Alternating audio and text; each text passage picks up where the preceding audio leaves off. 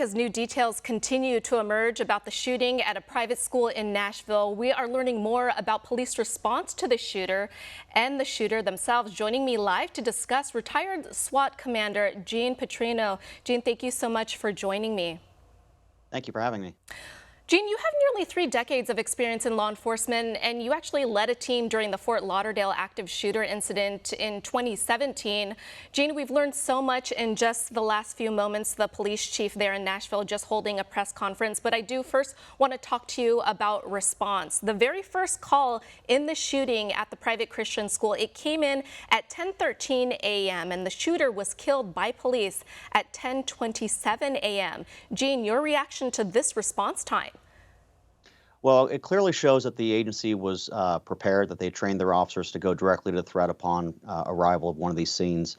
And I think it was their quick action that actually, most likely saved a lot of lives. And I think they did a great job and should be commended. Absolutely, Gene. Swift response from law enforcement there, as you mentioned. Gene, we mentioned that the police chief just held a press conference giving us the latest on the shooting at that school. Police confirming the shooter was a resident of Nashville, also confirming a former student at that school, the Covenant School in Nashville. It's 28-year-old Audrey Hale, who identifies as transgender. Your thoughts on this shooter being identified at this point? Yeah, it was, originally reported as female, not transgender. So that caught my attention because usually, less than 5% of these active shooters are female. So it's going to be interesting to see if that played a role in the motive for the shooting itself. Yeah, and as police just announced, a motive has not been confirmed just yet. They're in the beginning stages of this. They're searching the home right now. They're in contact with Audrey's family, parents. I do want to ask you, though, before I let you go, Biden has since come out and once again called on Congress to ban assault weapons in light of this shooting. We heard from him today. What are your thoughts on that? Well, I'm not surprised. A lot of people are against firearms, and they usually go right to that as the cause of these incidents. But the reality is, a gun is just a tool that these people are using. I think if we really want to try to prevent, stop these incidents from occurring, we have to start focusing on prevention.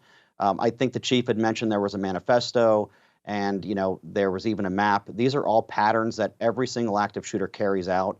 And a lot of times, if we just pay attention, we are able to identify the shooters before this happens, and we can intervene and prevent that. And until we start doing that, whether there's guns or not guns, it's not going to stop it. We've got to work on prevention first. And Gene, what can we expect next in the investigation? Well, it's going to take a long time. The law enforcement's going to have their hands full. They've got to interview pretty much everyone that was there. And it sounds like there's a lot of physical evidence, like I said earlier, the manifesto and maps and things like that. So it's gonna take quite some time. I'm curious, like I said, to see what the actual motive is and if that played any role, and if there was any way this could have been prevented in the first place. Absolutely. Gene Petrino, retired SWAT commander, thank you so much for your time and insight. Thank you for having me. For all our viewers asking where